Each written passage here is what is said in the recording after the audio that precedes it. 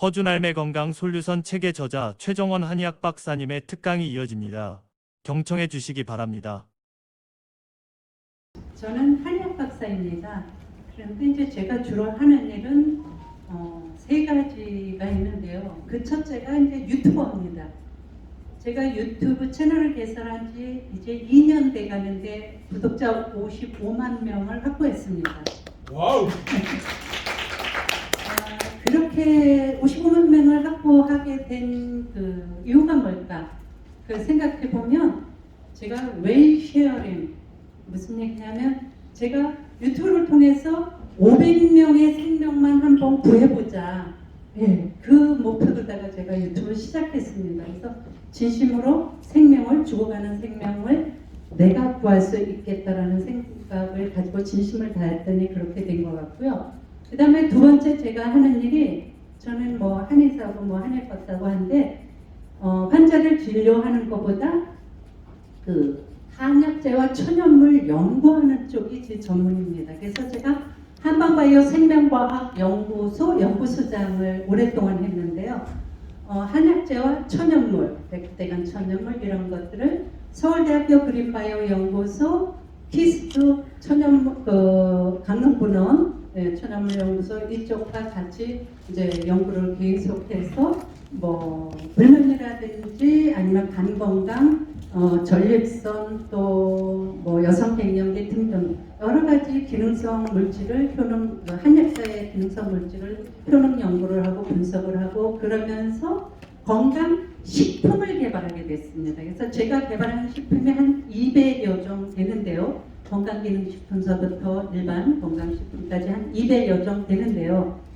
이렇게 서울대학교 또 키스트 천연물연구소 우리나라에서 최고 연구기관과 함께 손잡고 수억 수십억을 들여서 좋은 제품을 개발해 놔도 이게 시장에 나가서 팔리지를 않습니다.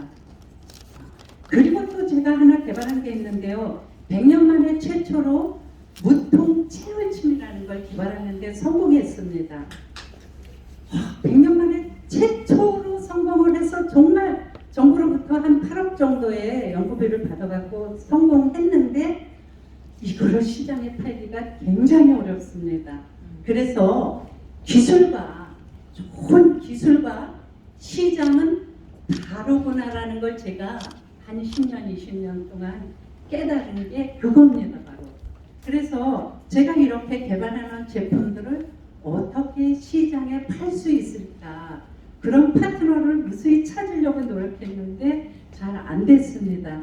그래서 제가 구독경제, 메타버스, 또 NFT, 이게 이제 시장의 흐름이라고 하는데 그러면 나는 누구를 파트너로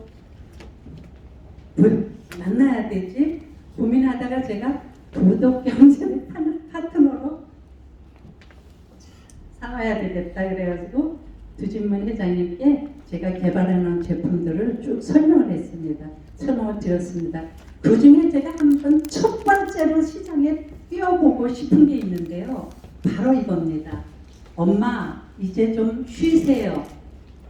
건강한 물은 제가 끓여 드릴게요. 여기 컨셉입니다. 그러니까 물을 팔겠다는 얘기죠. 제가 물을 파는데 저는 뭐 한약재 연구를 했으니까 당연히 한약재로 물을 만들겠죠. 물 베이스를 만드는 겁니다. 쉽게 말해서 만들겠죠. 그런데 여기에다가 어떤 누구도 카피할 수 없는 특수한 천연 물질을 가미시켜야 됩니다. 근데 그 물질을 드디어 2년이 닿아서 찾아냈습니다. 그래서 이걸 갖고 정말 어떤 케미칼의 조합이 아닌 100% 순수한 천연 물 베이스 힐링 티를 만들어 보려고 합니다. 그래서 감사합니다. 그래서 제가 아까 우리 약사님께서 브랜드 성공을 하려면 첫 번째 파트너를 잘 만나라고 했죠. 그래서 제가 파트너로 구독경제를 결정했습니다. 이것으로 제 말씀을 잠깐 마치도록 하겠습니다. 다음에는 꿈, 바람 그리고 소망책 저자 오진환 변호사님의 특강이 있겠습니다. 그럼 강의를 시작하겠습니다. 인사 부탁드리겠습니다. 새해 복 많이 받으십시오.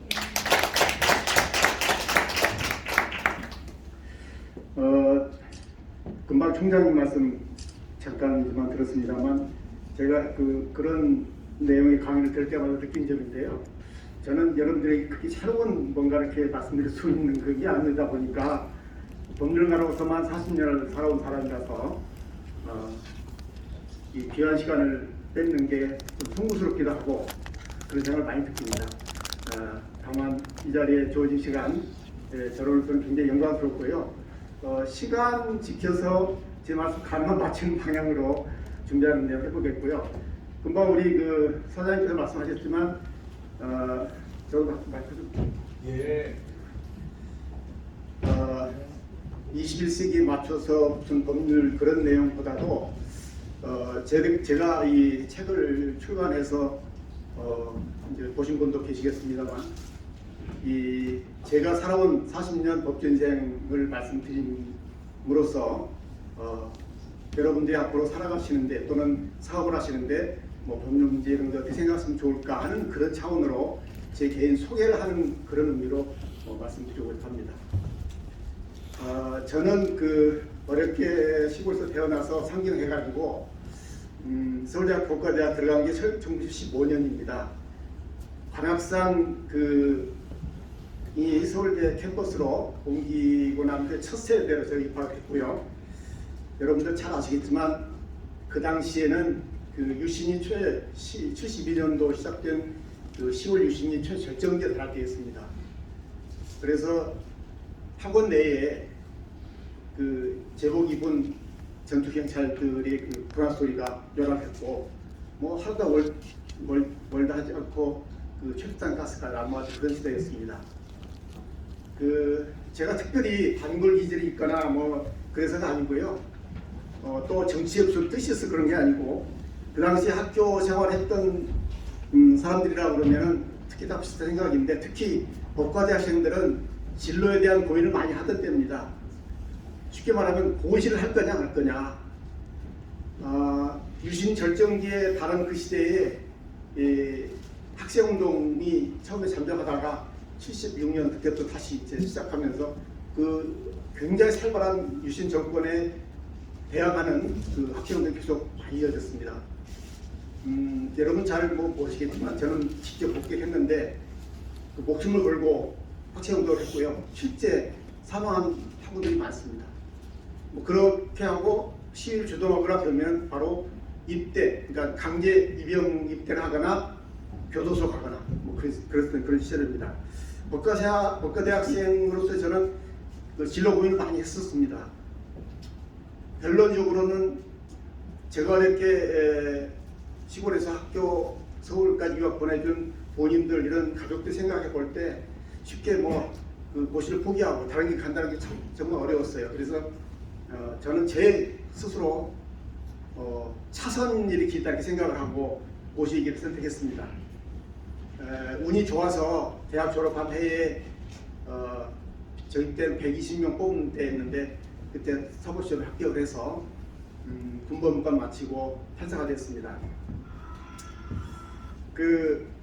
판사 그러면요, 여러 세간에 이제 판사의 권한이나 지위나 이런 것들 다 알려져 있기 때문에 잘 아시겠지만 법률적인 의미에서 말씀드리면 헌법에 법관은 헌법과 법률이 정하는 바에 의해서 양심에 따라 독립하여 심판한다 이렇게 되어 있습니다.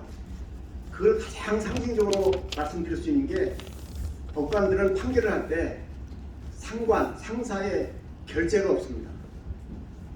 아마 거의 이제 이게 좀 질서가 되어 있는 저기에서는 거의 볼 수 없을 텐데 판사들은 사전에 결재를 받지 않고 판결합니다. 그만큼 권한이 가까운 겁니다. 그런 판사의 주어진 권한이나 책무 이런 거에 이제 비견해서 제가 이렇게 생활해 보니까 현실에 안주해서 좀 매너리즘에 빠질 그런 가수가 많더라고요. 아까 말씀드렸지만 저는 대학 때 생각했던 것이 내가 비록 쉽게 말하면 뭐 학생운동이나 이런 걸 해서 사회 개혁하는데 일선 나가지 않는 차선의 길을 선택하더라도 앞으로 열심히 잘 살아야겠다 이렇게 생각하고 또 선택했던 게 그것인데 판사라고 하는 그 직업에 안주해서 살 수는 없지 않겠는가. 뭐 하여튼 그런 생각을 가지고 있던 차에 87년도 그때 이제 민주화운동도 많이 있었고 그럴 때였는데 이제 요즘 많이 알려지는 우리법 연구회라는 거를 제가 동기생들 몇 명이 모여서 만들었습니다. 제가 총무를 하고 초대 회장을 맡고 있겠습니다. 한마디로 말하면 그 법률 문화 현상에 대해서 비판적으로 연구하고 검토하고 공부해서 사업부 내에 문제가 있으면 개선하고 판결도 열심히 잘하고 또 경우에 따라서는 실천도 할 수 있고 행동으로 실천도 할 수 있고 목소리를 낼 수 있는 그런 일을 해야 되지 않겠냐라는 의미에서 우리법 연구를 만들었습니다. 요즘 하도 우리법 연구에 그러면 이제 뭐 시간에 많이 오르내리고 그래서 어느 단체나 그 조직이 어떤 단체인가 하는 것은 그 구성원들이 어떤 행동을 하는가에 따라 평가를 하기 때문에 제가 한마디로 말씀드리기는 좀 어렵고 굉장히 조심스럽고 특히 요즘 그 옛날 우리법 연구에 출신 후배들이 요즘 어떤 일을 하고 있다라는 식으로 자꾸 언론에 오르내려고 해서 제가 그 부분에 대해서는 굳이 말씀드리고 싶지 않고요. 굉장히 어려운 그런 일이기도 하고 그래서 다만 그런 의미로서 제가 만들었다는 것을 꼭 말씀드리고 싶었습니다. 그 세간에 여러분 그런 얘기 들어보신지 모르겠어요. 판사는 판사 본인만 좋고 검사는 사업하는 장인이 좋고 변호사는 돈 벌어 받는 와이프가 좋다. 그 얘기 저희 그 법조에서 늘 많이 들었었습니다. 지금 말씀드렸지만 판사 개인으로서는 정말 고관 위치에서 그 생활할 수 있고요. 특히 저 같은 경우는 그 천직 같은 생각도 들었어요. 판사가 굉장히 뭐 좋고 제 적성도 맞고 그런 생각이 들었는데 지방법원 부장판사쯤 되고 나면 고민이 생깁니다. 내가 평생 판사로 남아서 정년 때까지 근무할 것인가 아니면 그만두고 나가서 돈도 좀 벌고 가정을 위해서 뭐 봉사할 것인가 이런 고민을 많이 하고 그러는데 아까 말씀드린 대로 가족들을 통해서 무언의 압력이 저한테 와요. 당신 혼자 고고하게 살 거냐. 그래서 결심해서 이제 변호사 개업을 2000년도 제가 변호사 개업을 했는데요. 여러분 변호사 두 종류가 있습니다. 변호사는 나쁜 변호사하고요. 더 나쁜 변호사하고. 그 말이 생기는 의미 잘 아시겠죠? 변호사가 그 변호사 보수 돈과 관련된 거 아니면 그런 욕을 받을 일은 별로 없을 거예요. 근데 대부분이 이제 요즘도 변호사로서 문제가 돼가지고 언론에 이렇게 거론되는 사람들을 보면 뭐 수십억 이렇게 거론되는데 저는 상상해본 적도 없고 근처에 가본 적이 없어요. 들어본 적도 없고. 근데 하여튼 그런 일이 있다 보니까 변호사에 대한 그런 평가가 진짜 나빠지기 시작하는데 제가 변호사 이렇게 해보면서 느낀 점 하나가 중간쯤 깨달았어요. 영업 비밀이기도 한데요. 어떤 문제가 생겨서 저한테 사건 의뢰로 하러 온 당사자한테 제가 수임료를 얘기할 때 그 사건을 위해서 내가 최적임자다. 나 아니면 별로 할 사람이 없다. 그리고 그 사람이 굉장히 여유는 좀 있다. 그런 경우에는 제가 돈을 많이 불러도 무조건 저한테 맡깁니다. 그러니까 그런 길을 통해서 배워서 돈을 많이 좀 버는 것 같아요. 근데 저는 그 논어에 이제 제 책에도 나옵니다. 논어에 별리 사의라고 해가지고 볼견자, 이로울 이자, 생각할 사자, 의로울 의자 그런 말이 있는데요. 자기에게 이로운 것을 보게 되면 다시 말하면 돈 앞에서 먼저 이 돈이 의로운 것인가 아닌가 생각해보라 라는 그런 뜻입니다. 저는 사건을 맡기러 온 당사자들을 대할 때 아까 말한 그런 차원으로 하지 않고 내가 이 업무를 수행하는데 그 난이도가 어느 정도냐, 얼마나 힘드냐, 내가 얼마만큼 노력을 해야 되느냐 이런 기준으로 해서 사건을 주로 수임해서 처리했거든요. 사실 그러다 보니까 결코 뭐 그렇게 자랑 같기는 않습니다만 변호사로서 돈 많이 버는 변호사 하는 저는 아니었어요. 미국의 그 정치가 법률가인 다니엘 웹스터라고 하는 사람이 했다는 말이라고 하는데 법률가들은 많이 알고 있는 말입니다. 최선의 법률가는 바르게 살고 부지런히 일하다가 가난하게 죽는 것이다. 제가 지금 말씀드렸잖아요. 뜻이요. 내 아니면 이 사건 할 사람이 없고 이 사람이 여유가 있고 그랬을 때 제가 쉽게 말하면 1,000만원을 받을 거 1억 내오시오 저한테 맡깁니다. 그 변호사가 과연 올바른 일인가 의로운 일인가, 나쁘게 보면 허가받은 사기꾼 될 수도 있고요. 허가받은 뭐 도둑 될 수도 있잖아요. 정말 그런 생각을 늘 머리에 두고 변호사 생활을 했습니다. 제가 한 5년 정도 변호사하고 그 다음에는 사회생활도 좀 해야 되겠다 이렇게 생각하던 차에 우연하게 아무튼 기회가 주어져서 공정거래위원회 비상임위원도 하고 행정심판회 비상임위원도 하고 진실화해위원회 비상임위원도 하고 뭐 이렇게 지냈는데요.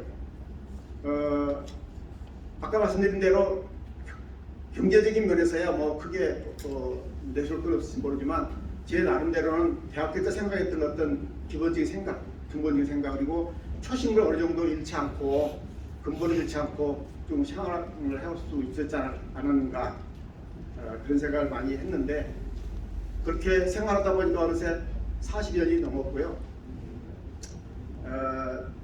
제가 지금 이렇게 뒤 되돌아보면은 지금 제가 태어나서 지금 이 자리에 서기까지 정말 꿈만 같다, 한마디로 말하면 꿈만 같은 생활을 했다는 생각이고요. 또 제가 지나온 그 자국자국마다 뭐 한바탕 이렇게 잃었다가 없어진 그런 수술바람 그런 것처럼 이제 바람과 같은 생활을 했다는 생각이 들었습니다.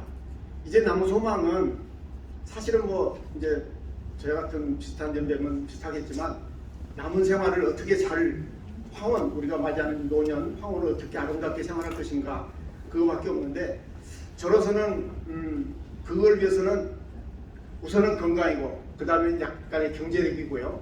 그 다음에 필요한 게 제가 이제 터득한 경험이나 지식 같은 걸 활용해서 이렇게 마음껏 내가 하고 싶은 일 할 수 있는 그런 어떤 일자리 아니겠는가 이렇게 생각을 했는데, 우연하게 이번 기회에 아무튼 사실은 두지문 회장님 또는 우리 여기 계신 여러분들 그리고 구독경제 이런 거를 저도 배우게 돼서 과연 이게 나와 그런 길을 위한 하나님이 정해준 그런 거 아닌가 이런 생각도 많이 해봤습니다. 제 말을 이렇게 좀 마치는 겸해서 이제 한 가지만, 이제 40년 이상 법조계 생활하면서 뭐라 그럴까요? 생활의 지혜라고 그럴까요? 뭐 그런 한마디만 더 얘기하는 것으로 끝내겠습니다. 예를 들겠습니다. 어떤 사람이 A라는 사람이 있는데 B라는 친구가 와가지고 자기가 지금 좋은 사업을 하고 있는데 돈이 좀 필요하다, 그러니까 돈을 좀 투자를 해라 라고 하니까 얘기 듣고 내릴만 하니까 이를테면 통장으로 예를 들면 1억 원을 빌려줬습니다. 근데 몇 년 지나도 소식도 없고 뭐 그래서 돈 내놓으라 그랬더니 또 나한테 투자한 거 아니냐 라고 해서, 아니 내가 빌려줬지 언제 투자했느냐 이렇게 분쟁이 되고 그렇지 않습니까? 그래서 이제 변호사님 저한테 왔을 때, 변호사들은 이 돈이 여러분 대여금, 그러니까 대여금하고 투자금하고 차이가 뭔지 아시죠? 대여금은 무조건 기간이 되면 받는 게 대여금이고, 투자금은 그 사업을 해서 성공하면 받는 거고 실패하면 없어지는 돈입니다. 그럼 이제 변호사 입장에서는 대여금이라는 거를 주장해서 증거를 해서 입증을 해야 하고, 판사가 그걸 믿어줘야만 이길 거 아닙니까? 요즘 이제 소송을 해본 사람 대부분 알지만 판사들이 워낙 사건 부담이 많다 보니까 이를테면 이제 제가 좀 바뀌었는데, 그랬을 경우에 대여금이라는 소위 대여금을 차용증이라고 쓰잖아요. 그 차용증이라는 문서가 없으면 정황 증거에 의해서 정확하게 차용증을 쓰지는 않았지만 그때 분명히 빌려줬다라는 것을 입증할 수 있는 정황 증거를 대야만 승소할 수 있습니다.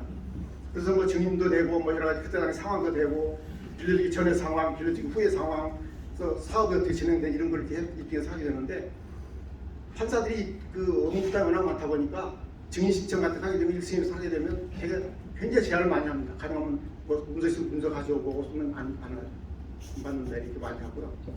항소심에 가게 되면 1심에서 다 했지 않았느냐, 그러니까 원칙적으로 안 받는다 대법원에 가면요, 그러니까 송무를 안 해본 사람은 이제 떼적에만 느낄 수 있을 텐데, 그 대법원에는 그 상고 사건 제한을 어떤 식으로 하고 있냐면요, 헌법이나 법률에 명백하게 위반되는 사건 또는 대법원 판례에 반한 사건이 아니면 심리 불속행 기각할 수 있다.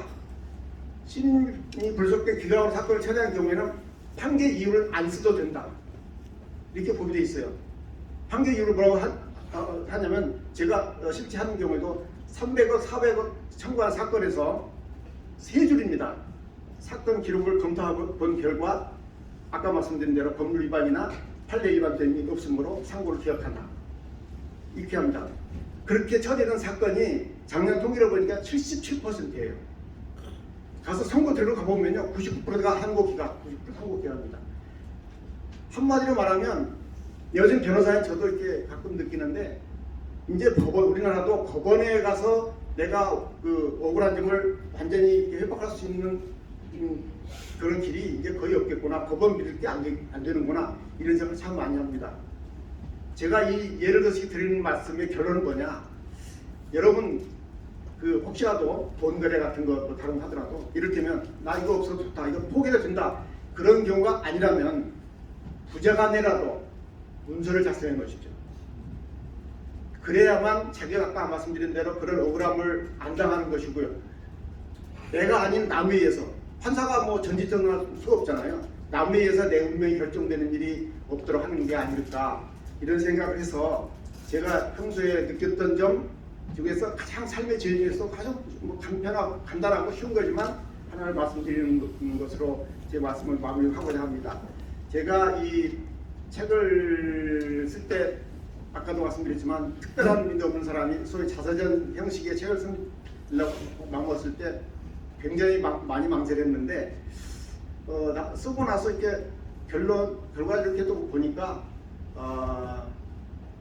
제 개인적으로 아까 말한 아름다운 황혼을 위한 어떤 기도서 같다는 생각도 들었고, 또는 조그마한 인생론 같기도 하고 그랬습니다.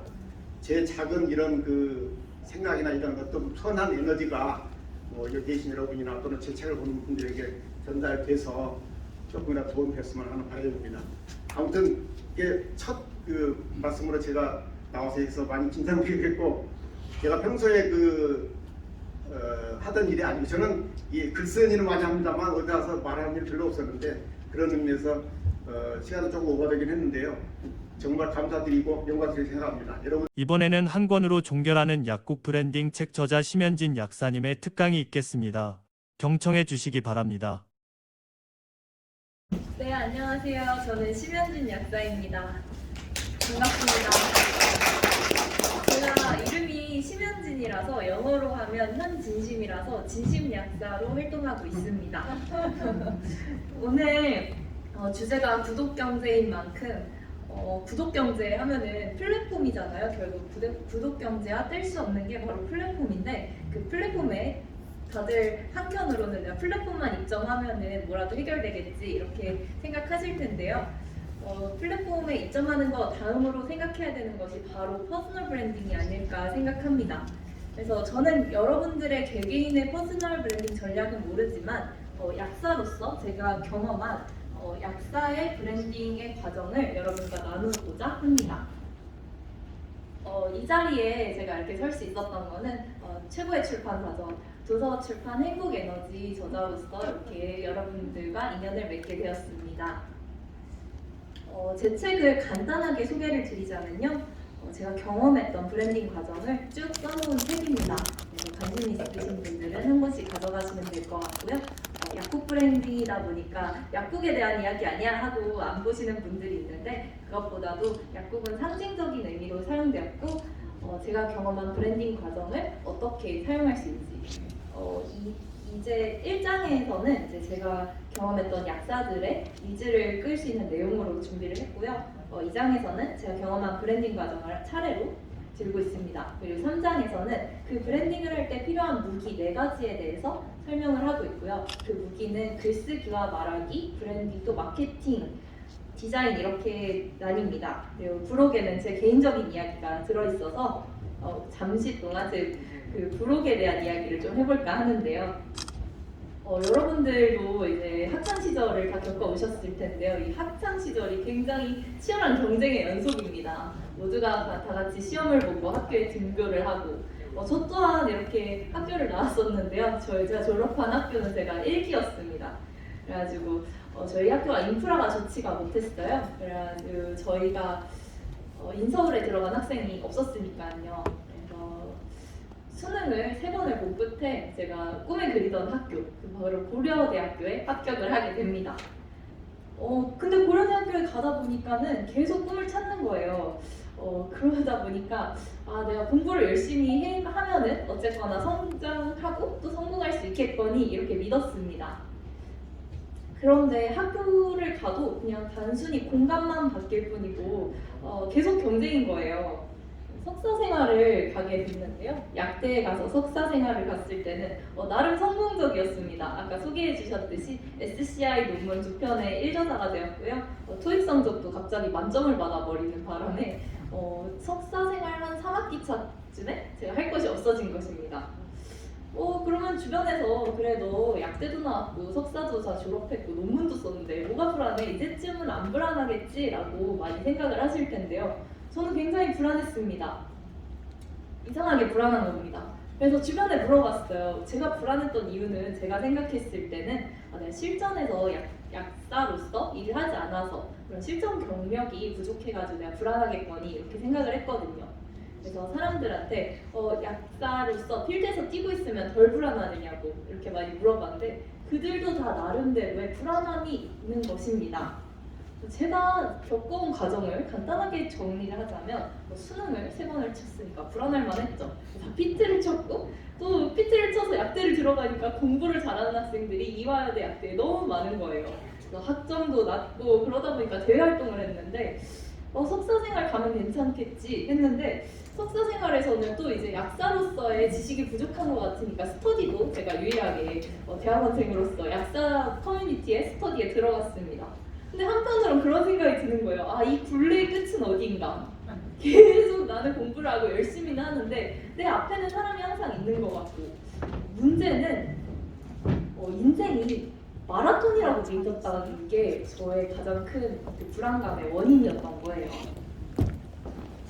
두려움. 그럼 왜 두려움이 뭔지를 이유를 파악해야지 내가 이걸 극복할 수 있을 텐데 당연히 두려운 이유는 제가 비교를 하기 때문이었어요. 저보다 잘하는 사람이 누군가는 있고 그 사람보다 제가 더 뒤처지는 것 같으니까 불안한 것입니다. 그래서 탈출구를 제가 생각해 봤을 때는 인생이 결국은 마라톤이 아니라는 것이 저의 결론이었어요.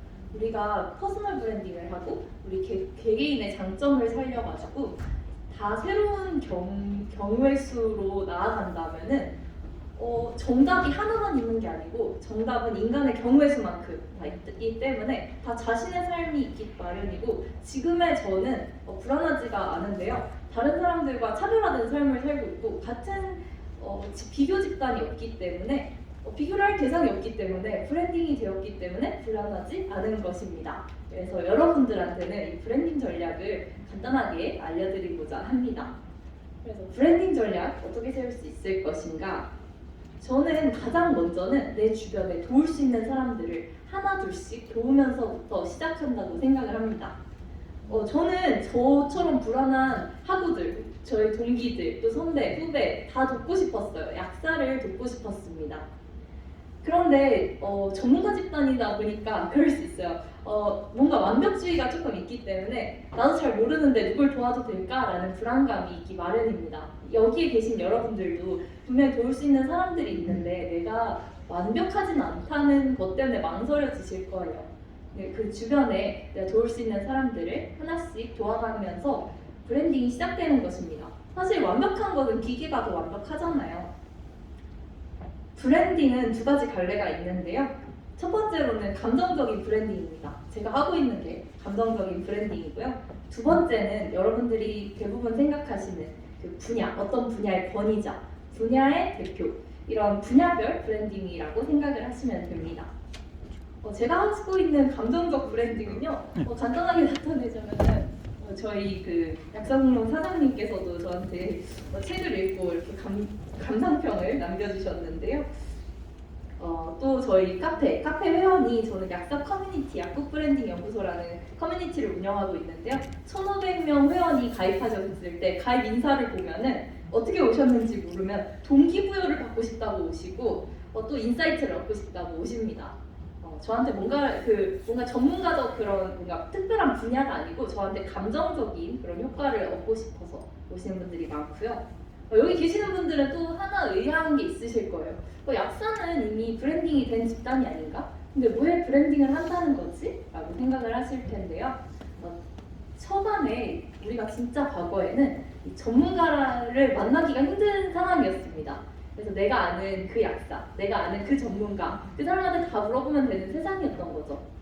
근데 이제는 그렇지 않습니다. 조금만 나아가면은 이제 유튜브라든지 틱톡, 블로그, 인스타 되게 각각의 전문가가 포진해 있기 때문에 조금 더 전문성을 갖추기 위해서는 이 전문가들의 협력과 공생, 그런 커뮤니티가 필요하다는 것입니다. 그래서 플랫폼이 중요해지고 있는 것이겠죠. 오늘의 주제가 구독경제니까 제가 구독하고 있는 콘텐츠들을 가지고 왔는데요. 딴 거는 다 안 보셔도 되는데 제가 진심건강 레터라는 일주일에 2번 월요일이랑 목요일날 연재되는 유료 구독형 콘텐츠를 연재하고 있습니다. 그래서 그 구글이나 네이버에 이제 진심건강 레터 치시면은 언제든 저의 건강 콘텐츠들을 구독하실 수가 있고요. 사람들이 왜 구독을 할까 생각을 해보면요. 사람들은 나한테 딱 맞는 맞춤형 경험을 하기 위해서 여기 딱 저희 그림에 나왔듯이 맞춤형 신발 같은 그런 경험을 하기 위해서 구독을 하게 되는 거고요. 이 콘텐츠라는 것들이 점점 세분화되고 타겟팅이 되는 것입니다. 그래서 개인한테 꼭 필요한 콘텐츠만 큐레이션해서 전달하게 되는 것이 구독 경제의 핵심이 아닌가 싶습니다. 한편으로는 이런 고민이 들었어요. 요즘 뜨고 있는 직업 중에 하나가 건강기능식품 상담사래요. 그래서 저는 정말 이 얘기를 들었을 때 마음이 너무 속상했는데요. 저희가 약국에서 하고 있는 것들이 건강기능식품을 상담해주고 있는 일입니다. 약국에서 근무를 하다 보면 밤에 잠이 안 온다고도 손님이 오시고 숙취 때문에 힘들다고도 오고 생리통 너무 심하다고 오는데 거기에 맞춤형으로 저희가 솔루션을 제공을 해주고 있는데요. 왜 요즘 화제가 되었을까 생각해보면 우리가 브랜딩이 안 됐기 때문이에요. 그래서 다가오는 트렌드를 보면요.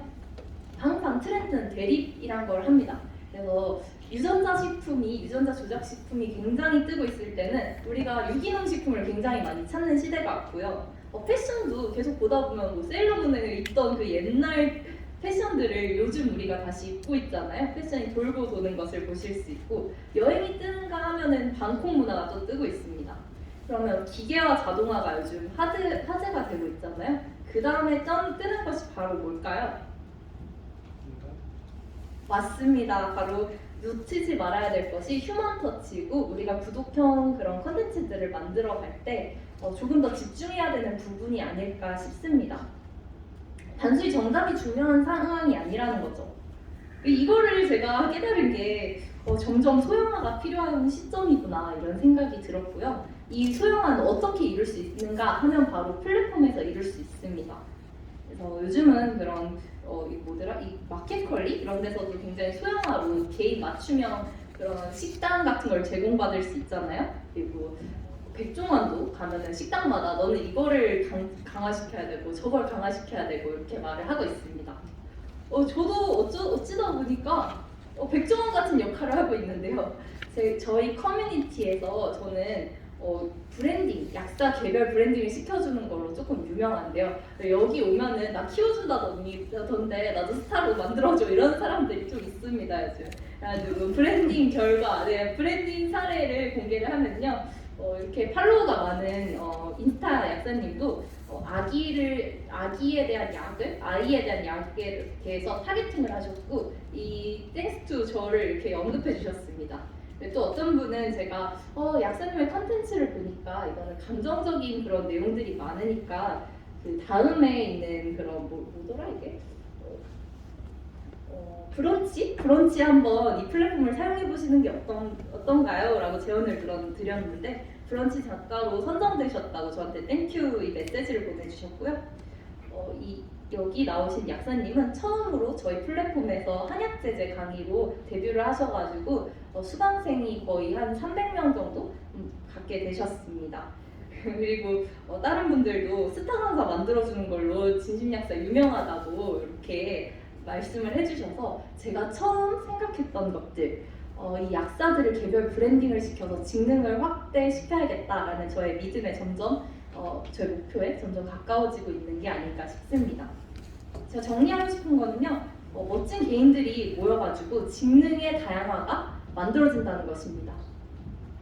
그래서 제가 운영하고 있는 사이트는요, 다양한 콘텐츠를 운영하고 있는 그런 강의 플랫폼을 운영하고 있는데, 첫 번째로는 이 전자책 카테고리를 통해 가지고 약사들이 나만의 노하우를 얼굴 공개 없이 나눌 수 있는 장들을 만들어 드리고 있고요. 전자책을 제가 몇 분을 이제 수익화를 시켜드리고 런칭을 시켜드렸더니 제 홍보를 또 잘하거든요. 마케팅에 관심이 많아서. 그랬더니 이렇게 나도 연재하고 싶다고 문의가 폭주하게 되었습니다. 그래서 다 해보세요. 이렇게 또 에너지를 불어 넣어드렸습니다. 또 강사로서 한 번도 활동 안 해보신 분들, 그분들을 위해서 제가 강사 데뷔를 할 수 있도록 정규 강의를 기획해드리고 또 홍보해드리고 있습니다. 함께라면 또 가능한 것들이 있는데요. 지금 제가 여기 갖고 오는 저희 앞에 있는데 갱년기를 위한 가이드북을 약사 13명이서 만들어서 혼자라면 가이드북 책자를 만드는 게 어려웠겠지만 약간의 공저식으로 다들 콘텐츠를 만드는 경험 또 훈련을 하고 있습니다. 그 건강기능식품 상담사도 있는데 이거 상담비 우리도 받아야 되는 거 아니냐? 왜 안 되냐? 그래서 제가 스마트 스토어 하나 개설해가지고 맞춤형 건강상담 요거 콘텐츠를 팔라고 지금 상세 페이지를 짜놨고요. 여기에 함께하고 계신 약사님들과 덧붙여서 구글 폼으로부터 시작을 하지만 그걸 상세하게 나눠서 맞춤형 콘텐츠를 제공하려고 하고 있습니다. 구독형 콘텐츠가 오고 있고요. 지금 옆에 있는 것은 제가 연재하고 있는 진심건강 레터입니다. 우리가 어떤 무기를 준비해야 할까요? 저는 이 세 가지라고 생각을 합니다. 가장 먼저는 우리가 각자의 분야에서 자신의 전문성을 찾아야 되고 그 분야의 전문성을 뾰족하게 깎아야 합니다. 그리고 두 번째는 이거를 표현하는 거예요. 글쓰기라든지 말하기 능력을 키워가지고 휴먼 터치를 가미해야겠죠. 그리고 세 번째로는요. 개인적으로 내가 할 수 있는 분야에서 나만의 마케팅을 하고 그 다음에는 플랫폼 간에 협업을 해야 된다는 것입니다. 내가 가지고 있는 팬층과 다른 대형 플랫폼 가지고 있는 콘텐츠가 다르고 팬층이 다르기 때문에 그 플랫폼 간의 협업이 점점 중요해진다는 것을 말씀드리고 싶었습니다. 마지막으로 제가 마지막에 너무 말을 빨라가지고 약분연은 뭐를 하는 곳이냐 하면은 저는 맨 처음 만들 때부터 약사 개인 브랜드를 응원하는 공간으로 만들고 싶었고요. 저는 이 방법을 통해서 제가 보건의료에 기여하고자 했습니다. 그래서 다양한 콘텐츠를 만들게 되었고요. 전자책이라든지 강의, 책쓰기, 스마트 스토어, 구독형 뉴스레터 다 진행하고 있습니다. 마치면서요, 진심 건강 레터 구독을 통해서 당신의 건강하고 이제 현명한 스마트한 일상 누리시길 바랍니다. 감사합니다. 다음에는 부산대학교 생명자원고학대학 박대겸 교수님의 특강이 있겠습니다. 그럼 강의를 시작하겠습니다.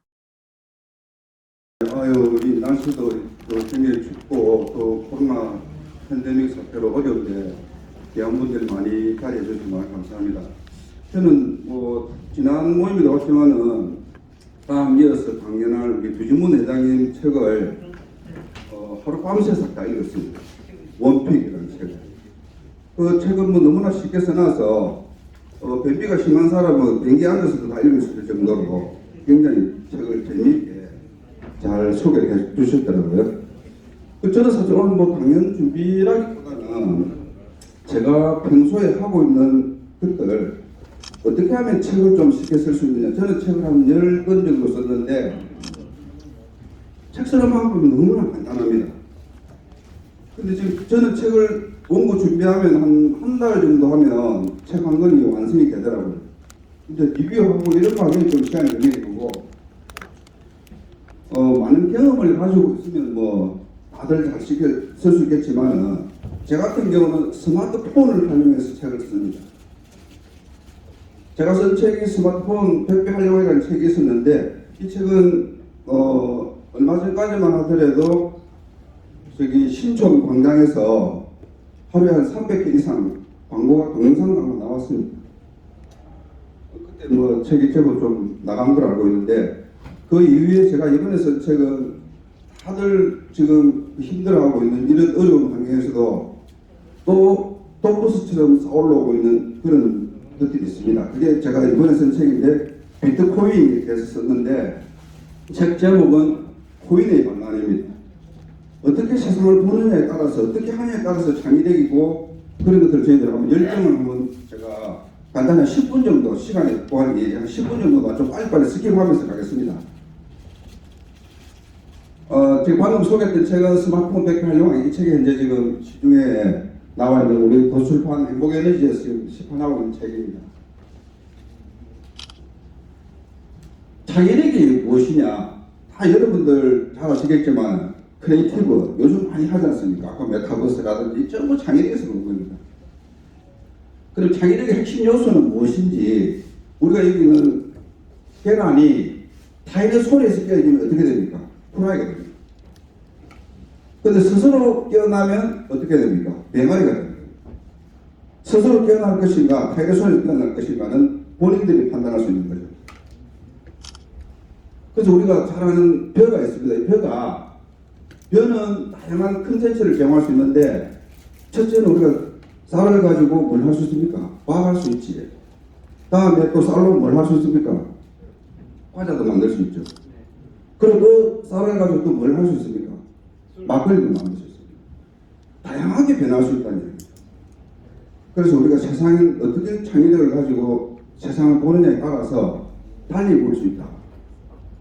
제가 쭉 넘어가면서 한번 어떤 그림 하나 보여드리겠는데 뭐 여기 계신 분들이 원체 전형한 분들이기 때문에 잘 아실 거라 생각하는데 그것도 한 번만 더 제가 상기하는 의미에서 하나 그림 하나 보여드리고 다시 돌아오도록 하겠습니다.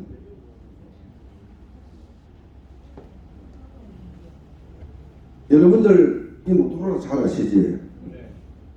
정말 한때 그랜저 깍그랜저에다가 안테나 달고 다닐 때 정말 저 모토로라가 역사 속에 사라질 줄 누가 알았겠습니까? 세상을 보는 눈이 달랐다는 얘기입니다. 저는 한국에 제가 여기 교수로 임용되기 전에 케냐 나이로비에 있었습니다. 중소기업진흥공단에서 그 파견 나간 곳이 나이로비였는데 공무원으로 나갔는데 기임해라는데 제가 기임을 안 해서 그 케냐에서 회고를 당했습니다. 왜 회고를 당했냐면 임무가 끝나면 다시 들어가야 되는데 못 들어오고 있다 보니까 이제 그 기간을 연장하다가 회고 당했는데 제가 케냐 있을 때도 이 모토로라나 여기 또는 노키아라든지 이런 어마어마한 글로벌 기업들 이런 제품들이 때거리가 없는 사람들도 이 폰을 다 들고 다녔습니다. 근데 지금 노키아도 어떻게 됐습니까? 역사 속으로 그냥 조용히 사라져 버리지 않습니까? 그러면 지금 남아있는 삼성이나 애플은 우리 스마트폰을 들고 다니는 폰을 어떻게 받겠습니까? 역사 속으로 사라진 모토로라는 그야말로 전화기는 전화기로만 하는 겁니다. 그런데 삼성이나 애플에서는 전화기를 뭐로 받겠습니까? 폰으로 PC로 받는 거예요. 전화기 자체를 PC로 받기 때문에 PC 기능을 모든 기능을 전화기에다 넣는 그래서 변화하고 창의력을 가지고 지금까지 글로벌 기업으로 남아 있는 겁니다. 그래서 우리가 어떻게 세상을 보느냐, 어떻게 대응하느냐에 따라서 자신의 위치도 달라지고 자신의 생활도 달라지는 겁니다. 저는 퇴직에 한 3년 정도 남았는데 최근에 이제 이런 모임이 자주 나옵니다. 종전에는 학교에 있을 때 그냥 뭐 누가 강연하면 뭐 팔짱 딱 끼고 네가 뭘 하는 뭔 소리 하냐 들어보자 했는데 제가 막상 나와서 보니까 제가 알고 있는 지식이 너무나 뛰쳐나고 다양한 분야에 정말 다양한 컨텐츠를 가진 분들이 많다는 것을 새삼 느끼고 있습니다. 그래서 오늘도 정말 그 제가 시간이 안 됐음에도 불구하고 와야 되겠다는 생각을 했습니다. 오늘 사실은 제가 느껴온 이유가 저희 학교가 이제 부산역에 밀양역 버스인데 밀양역에 차를 대놓고 오면 제가 한 10분만에 바로 열차 탈 수 있습니다. 근데 오늘 동대구에서 타게 됐는데 동대구 주차하는 데 한 30분 정도 걸려버렸어요. 그 유턴하는 차가 안내가 안 돼 있어가지고 차를 놓치고 이제 그 다음 차 타다 보니까 3시쯤에 도착했습니다. 미리 준비하고 창의를 가지고 있었더라면 그 또한 제가 해결했을 텐데 제가 미리 준비 못하고 창의력이 없었다는 얘기입니다. 다른 사람들 정보를 들었으면 야 동대구에 그 주차하는데 좀 어려움이 있다는 걸 좀 들었어야 됐는데 제 짧은 지식만 가지고 대입하다가 오늘 같은 이런 또 사태가 벌어진 겁니다. 그래서 좀 더 많이 배우고 많은 것을 섭렵하겠다는 생각을 가지고 오늘 이 자리에 있었습니다. 그리고 이제 마지막으로 한 가지만 더 설명드리고 마치도록 하겠습니다. 제가 미리 준비한 게 아니다 보니 이 슬라이드가 좀 우왕좌왕합니다. 혹시 필요한 분들 있으면 제가 좀 전에 방금 이야기했다시피 만약에 여러분들이 책을 집필하실 것 같으면 저한테 개인적으로 전화를 한번 주시면 어떻게 하면 한 달 만에 책을 쓸 수 있는지 앱들이 너무 많습니다. 지금 제가 하는 이야기를 음성도 녹음되고 워딩이 다 되어놓은 앱들이 여러분들 폰에 지금 들어있습니다. 제가 코로나 오기 전에는 진천의 공무원 연수원에 가서 그 공무원들 교육시킬 때도 스마트폰 100회 활용하기 그 책을 써서 교육시켰습니다. 근데 지금 최근에 사람들이 못 모이다 보니까 그런 교육도 없어졌는데 그 스마트폰 안에 보면 여러분들이 하고자 하는 모든 게 다 들어있습니다. 4차 산업혁명이 무엇인지 스마트폰 초연결 사회가 우리 4차 산업혁명의 시대 아닙니까? 폰 안에 다 들어있습니다. 기술의 발달은 결국 뭡니까? 사람과 사람을 연결해주는 게 기술의 발달입니다. 기술이 발달했기 때문에 우리가 미국도 실시간으로 볼 수 있는 거고 미국도 갈 수 있지 않습니까? 기술이 없을 때는 갈 수 없었지 않습니까? 그렇게 갈 수 있다는 이야기는 뭐냐면 사람과 사람과 연결입니다. 우리가 가는 건 사람과 사람 연결을 위해서 가는 거지 다른 것 특별히 없지 않습니까? 사람과 사람 연결해주는 것이 기술의 발달인데 기술의 발달은 내 손안에 스마트폰부터 시작된다는 것을 제가 마지막으로 말씀드리면서 혹시 개인적으로 책을 집필하고 싶은 분이 있다면 제가 한 달 안에 책 쓰는 방법을 개별적으로 한번 설명드리기로 하고 오늘은 제가 미리 준비된 자료가 아니다 보니 슬라이드가 우왕좌왕했습니다. 향후에 또 좋은 기회가